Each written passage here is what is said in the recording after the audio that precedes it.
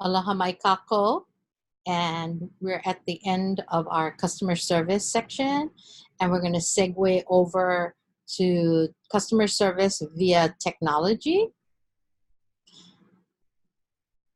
So in this section, I'm really just going to ask you several questions that I want you to consider, and then I want you to post it on Flipgrid, because as we transition to customer service via technology, these are things that are affecting you currently, and it's going to affect your future. And I want you to think about this. So how do customers form their expectations? They do it by word of mouth. That's the easiest one, friends and families. We now look at websites, we look at advertising, and we look at social media on how to form our expectations. Because now, for example, my daughter, if she wants to go eat at a new place, first thing she'll do is she'll look at Yelp, and then she'll look at the pictures, and then she'll read about what the other customers are saying about that place. So now a lot of our expectations are formed before your guests even show up at your place of business. Here's the next thing. What's the impact of the smartphone and mobile ordering on customer service? How does that affect our customer service now when you can go ahead and jump the line? So, and you can just order, and you have very little customer service interaction. So what do you think that's going to impact us? Next one, how does self-service checkout impact the customer service? Again, in Walmart and in Costco, now they have self-service checkout. How does that affect it? They have one customer service agent that are maintaining 6 or 7 of the checkouts. So that's the other question. I always think they need to pay me, because what they're doing now is they're training all of our customers on how to be employees. For example, if you I go to Starbucks, they don't even have to ask me, how can I help you today? They'll just, well, they do ask, how can I help you? But they go, what can I get for you today? This is what I said. I have a caramel macchiato, hot, no foam stirred.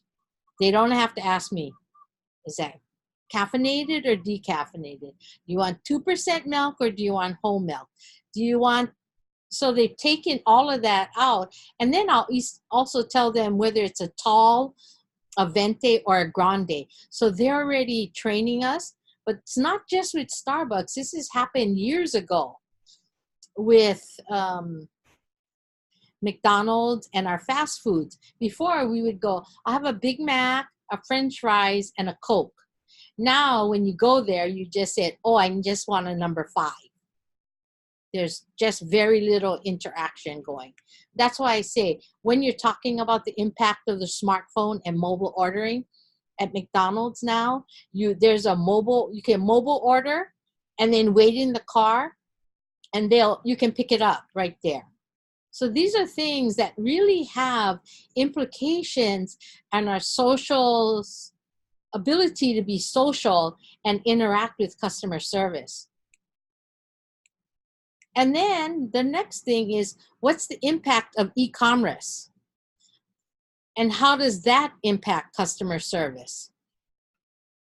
That's the questions that I want you to consider, and then post it up on Flipgrid so that we can see, what is your opinion on that? I don't think there's a right and wrong, but I really look forward to hearing what you say.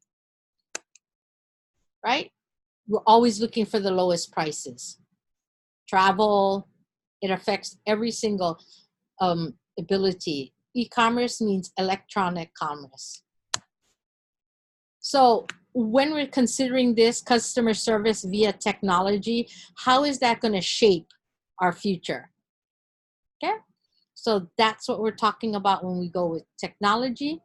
So to go on, we're going to have our first assignment in our telephone communication, and what it is is I want you to call me on my phone.